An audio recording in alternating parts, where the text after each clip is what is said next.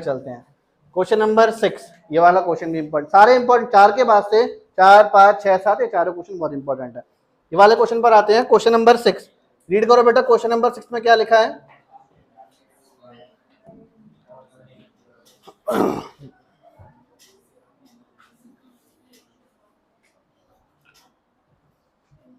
यहाँ बेटा हमारे पास इस वाले क्वेश्चन में लिखा हुआ था एक्सप्लेन वाई। एक्सप्लेन करो। ये रेड लाइन से मैंने दोनों नंबर अंडरलाइन कर दिए हैं, ये वाला नंबर और ये वाला नंबर। कंपोजिट नंबर क्यों है ध्यान रखना, मैं चेक नहीं करना। उन्होंने बोला एक्सप्लेन करो कि क्यों है, मतलब ये कंपोजिट नंबर है, ये क्लियर है। बस हमें कारण बताना है कि कंपोजिट नंबर ये है क्यों। सबसे पहली बात, कंपोजिट नंबर का मतलब तो बताओ, कंपोजिट नंबर है होते क्या है?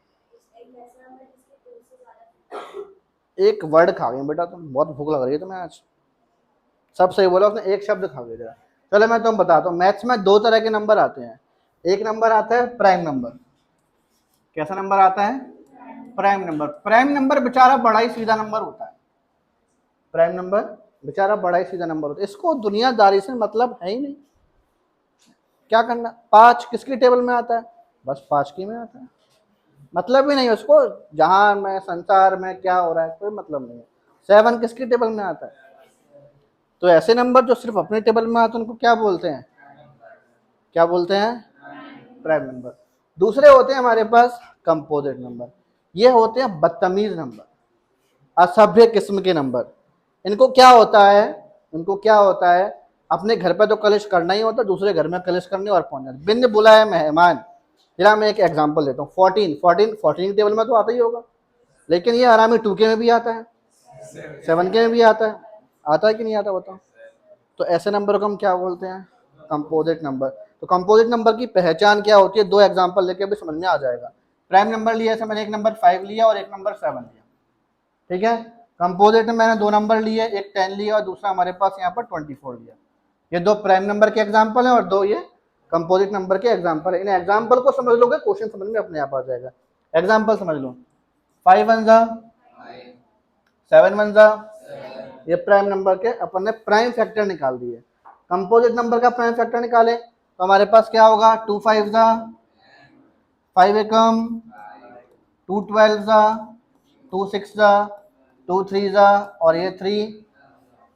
सभी को समझ आ रहा है? यहाँ पर देखो, इस कहानी से हमें क्या शिक्षा मिली कि प्राइम नंबर के प्राइम फैक्टराइजेशन में सिर्फ एक ही नंबर आता है। क्या आता है? एक ही नंबर आता है। वहीं अगर मैं कंपोजिट नंबर का प्राइम फैक्टराइजेशन करूं, कंपोजिट नंबर का प्राइम फैक्टराइजेशन करूं, तो मैंने नोटिस किया कि उसके प्राइम फैक्टराइजेशन में 2 या 2 से ज्यादा नंबर आते हैं। सुनना है कि नहीं आया? तो कंपोजिट नंबर क्या होते हैं? जिसके प्राइम फैक्टराइजेशन में 2 या फिर 2 से ज्यादा प्राइम नंबर आते हैं। आप कौन सा शब्द खा गई थी? प्राइम। समझ में आ गया? या आपने प्राइम शब्द मुझसे बोला नहीं था? क्लियर हो गया सभी को?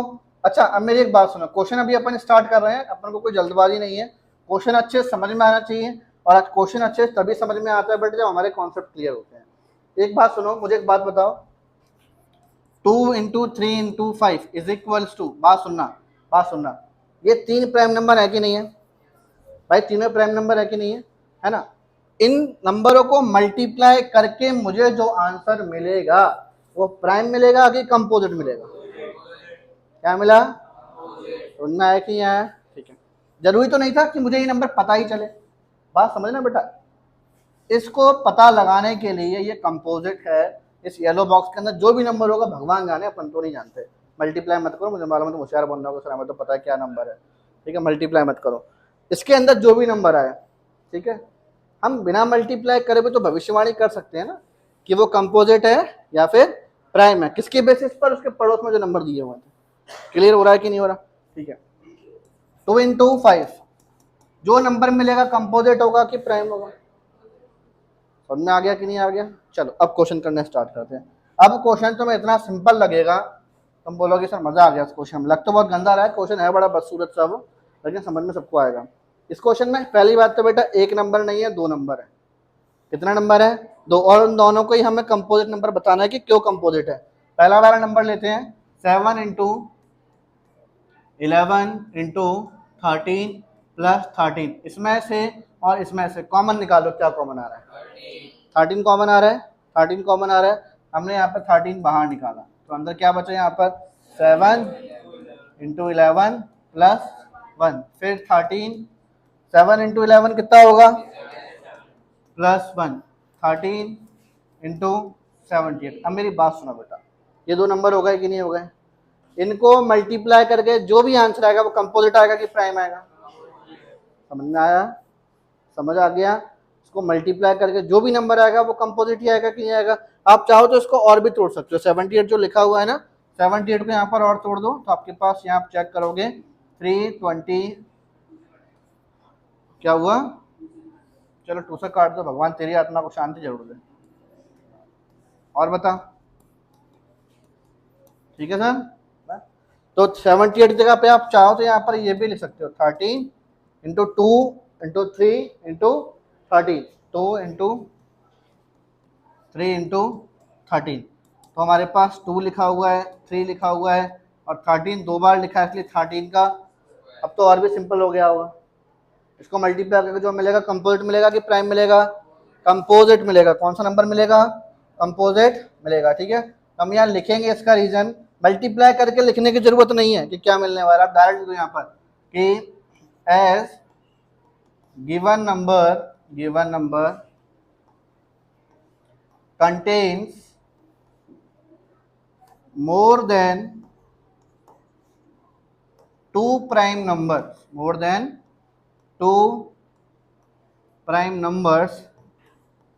in their prime factorization, so इस हिसाब से हमारे पास ये जो नंबर था 7 into 11 into 13 plus 13 is a composite number. समझ में आ गई सभी को ये वाली बात? सभी को समझ में आ गया ना?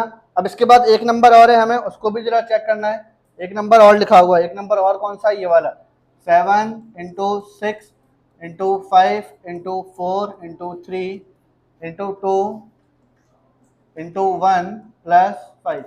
देखो बेटा, यहाँ से लेके यहाँ तक और यहाँ से लेके यहाँ तक, ये बीच में प्लस का साइन लगता है ना, प्लस का साइन और माइनस का साइन दीवार का काम करता है, पार्टीशन का काम करता है। इसलिए मैं हर बार बोलता हूँ, जो मैंने यहाँ बोला था कि इस नंबर में और इस नंबर में क्या कॉमन है, अलग अलग नंबर बोला ना, सेम मैंने यहाँ पर ही बोला, चेक करो कि इसमें और इसमें बीच में प्लस आ गया ना, मतलब डिवीजन हो गया, उसका अलग अलग हो गया। यहाँ से और यहाँ से क्या कॉमन आ गया? 5, तो 5 कॉमन आ गया, अपन ने 5 बाहर लिया, क्या बचा? 7 इंटू 6 4 3 2, 1 को मत लिखो यार, ठीक है। उसके बाद प्लस, इसकी जगह 5 तो बाहर जा चुका है भैया, 5 बाहर चला गया ना, तो 5 की जगह क्या आ जाएगा? अंदर 1 आ गया। 5 इन सबका मल्टीप्लाई करो,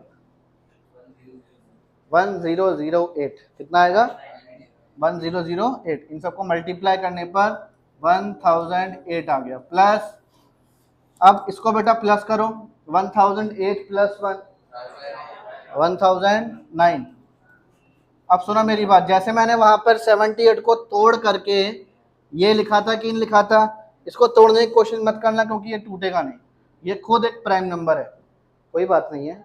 दो प्राइम नंबरों को मल्टीप्लाई करोगे, जो आंसर आएगा वो क्या आएगा? क्या आएगा? कंपोजिट आएगा। तो इसके लिए भी आप क्या रीजन लिखोगे यहाँ पर? सेम रीजन ये लिखने वाले, यहाँ से लेकर यहाँ तक सेम लिखोगे, बस थोड़ा सा बीच में चेंज करोगे, बता रहा हूँ कौन सा, ठीक है।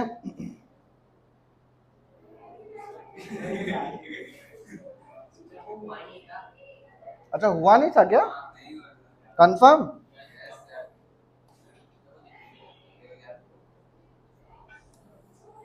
अब तो हो रहा है, तुम लोगों की गंदी नजर पड़ जाती है इस पर, ठीक है बस। अब यहाँ पर थोड़ा सा चेंज हम कहाँ करेंगे बताओ? बस ये जो लिखा हुआ है ना, इसको हमें हटा करके चेंज करना पड़ेगा बस, ठीक है। तो यहाँ पे नंबर क्या लिखोगे आप? 7 इंटू 6 इंटू 5 इंटू 4, लिख लेना इसको, ठीक है। इसको तुम लोग लिख लेना, यहाँ स्पेस कम पड़ गया थोड़ा सा, ठीक है। लो 3 इंटू 2 इंटू 1 प्लस 5, खुश? हो गया ये वाला क्वेश्चन भी खत्म। समझ में आया क्वेश्चन नंबर 6 सभी को? क्वेश्चन नंबर 6 सभी को समझ में आ गया ना अच्छे से?